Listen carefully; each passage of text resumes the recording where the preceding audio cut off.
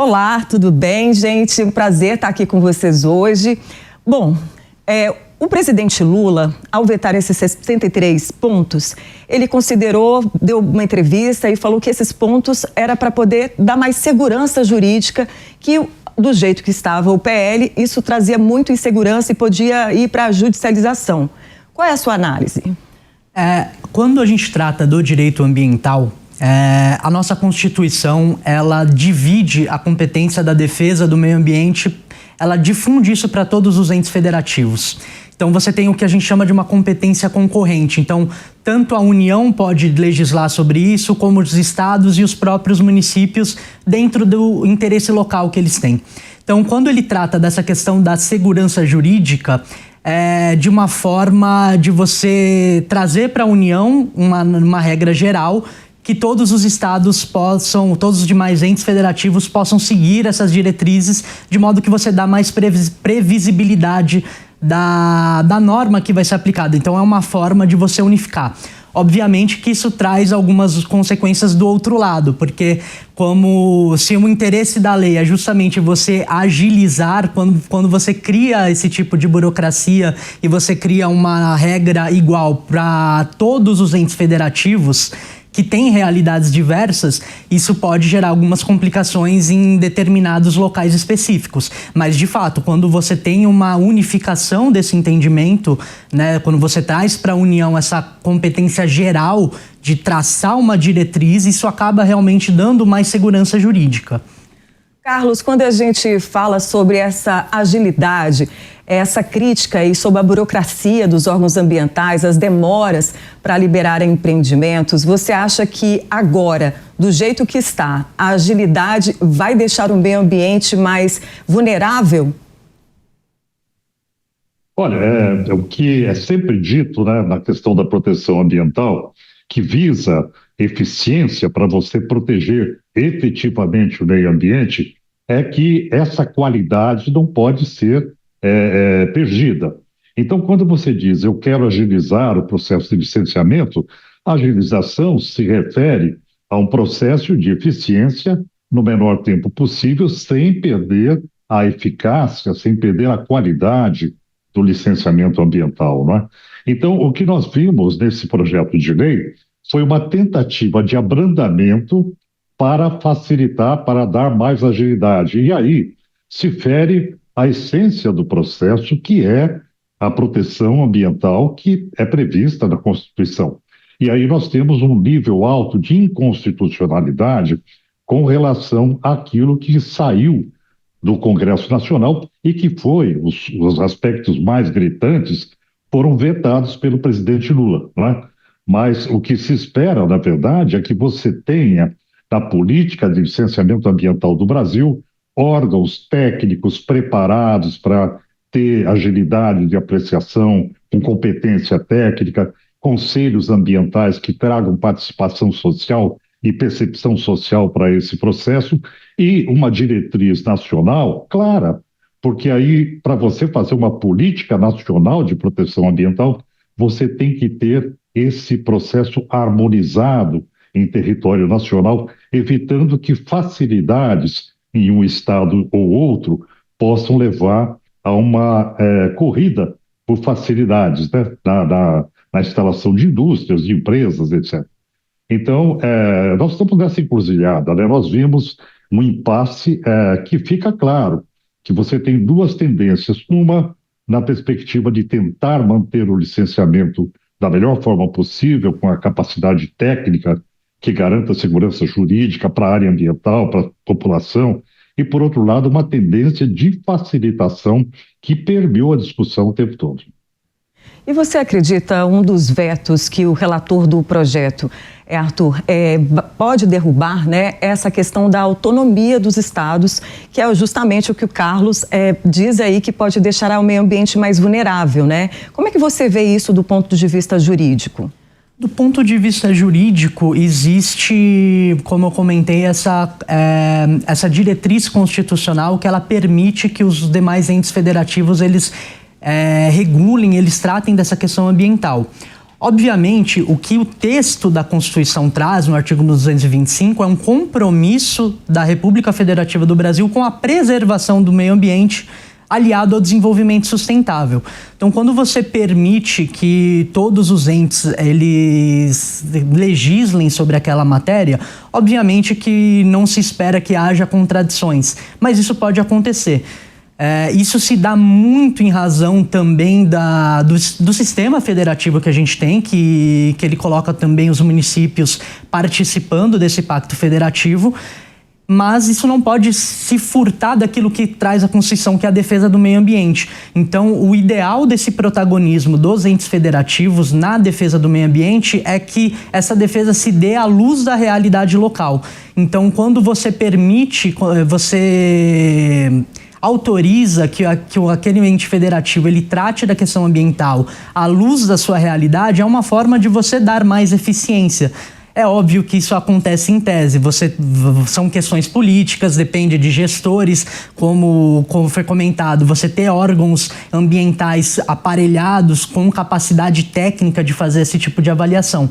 Então, tudo vai depender da prática. Toda lei nova, ela traz uma repercussão social, e isso depende de como os agentes envolvidos nessa legislação eles vão atuar a partir dela. Então, é esperado que isso desague no judiciário e a gente vai depender de uma resposta do Poder Judiciário, possivelmente do Supremo Tribunal Federal, por ser uma matéria constitucional, sobre as implicações da lei e eventuais legislações estaduais ou municipais que surjam, porque, como eu disse, não existe uma vedação de que os estados e os municípios eles legislem sobre matéria ambiental, ao contrário, existe uma autorização para isso, mas essa autorização é que essa legislação se dê em defesa do meio ambiente para o desenvolvimento sustentável. Então, são valores que vão ser aí possivelmente enfrentados pelo Supremo Tribunal Federal. Ou seja, isso acaba dando uma insegurança jurídica para o investidor, né? Porque você tem ali um empreendimento que a qualquer momento pode ser embargado, porque existe uma lei constitucional que é acima de todas as outras que estão ali e que pode dar margem para outras interpretações. Correto. Essa questão da segurança jurídica, ela é bem importante pro empreendimento, porque ela dá previsibilidade de qual norma você tem que seguir, quais os riscos que você tem e como isso vai ser na prática. Então, quando você não tem segurança de que aquilo que você está fazendo pode vir a gerar uma demora ou pode gerar um problema no seu investimento, você tem algumas ressalvas e um processo burocrático e mais demorado sobre isso.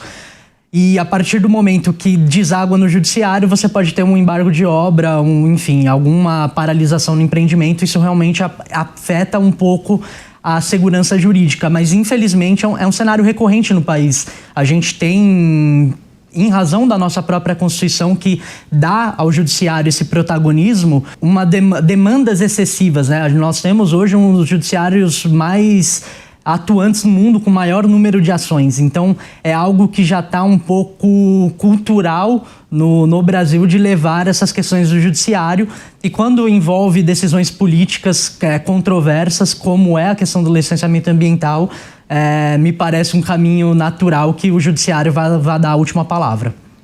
Carlos, do jeito que foi sancionado, você acredita que a lei, né, agora, e deixou de ser o PL da devastação? O que permaneceu nessa lei do licenciamento que ainda compromete muito a questão ambiental? Olha, nós temos isso que o doutor Arthur coloca, que é a competência concorrente entre Estado, União e municípios para licenciar, né? Essa questão, ela demanda uma introjeção no sistema ambiental, estatal e municipal de uma competência instalada. Infelizmente, o Brasil ainda não tem esse nível de competência instalada que permita uma atuação homogênea em todo o território nacional. Essa é uma realidade que nós temos que encarar.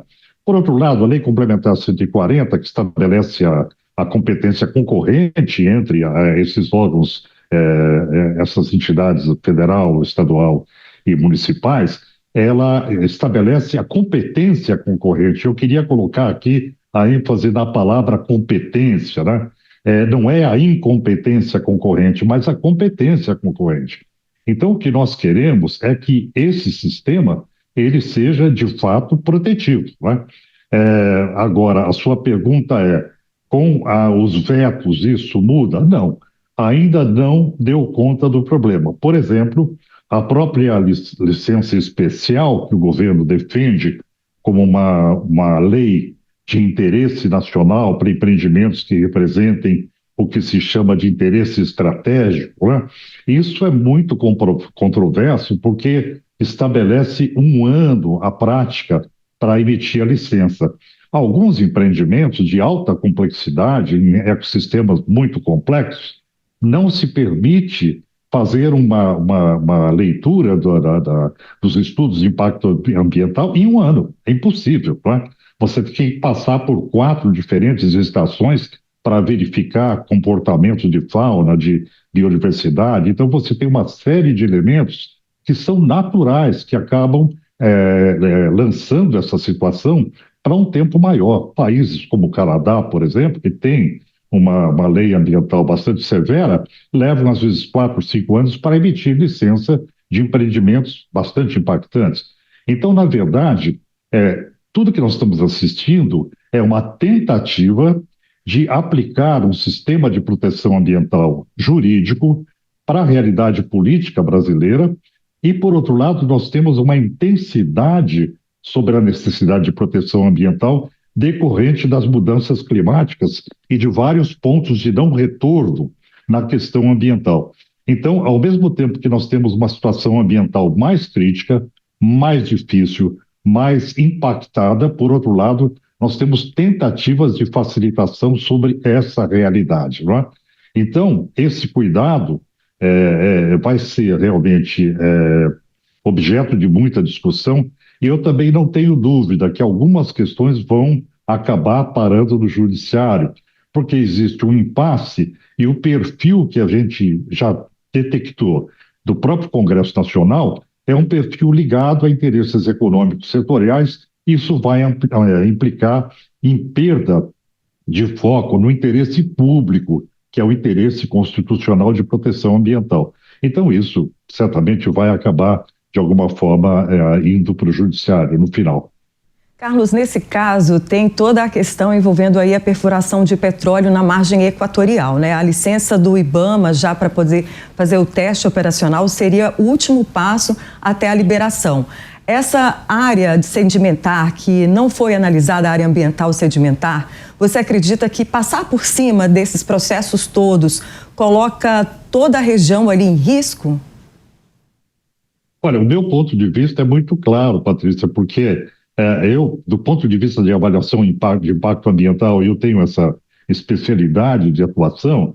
Nós sabemos que a alternativa locacional sendo inadequada, esse processo todo, na verdade, ele acaba sendo um esforço desnecessário. Quando você tem uma realidade onde a alternativa locacional ela é equivocada, você tem elementos que são intransponíveis do ponto de vista de impacto, isso já estaria descartado, né?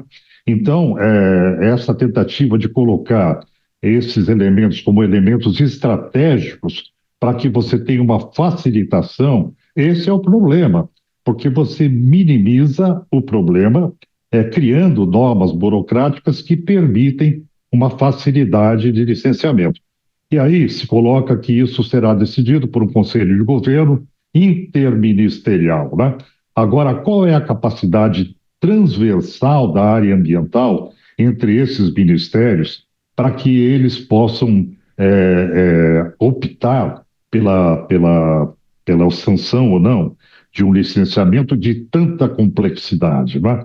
Esse é um problema, porque a área ambiental nossa, no Brasil, ela não consegue permear outras áreas, como agricultura, energia. A gente tem essa dificuldade de alinhamento multissetorial, né? Então, o próprio mecanismo que é oferecido pelo governo, que é o Conselho de Governo, com essa perspectiva de avaliação, ele não é o órgão apropriado, né? Apropriado seria o Conselho Nacional do Meio Ambiente, outras instâncias que teriam capacidade técnica para decidir a questão do licenciamento. E a questão do licenciamento, ela é absolutamente técnica. A questão política permeia o processo, mas ela não pode ser determinante. Nós estamos falando aqui de questões que são absolutamente científicas. Eu queria chamar a atenção para esse aspecto.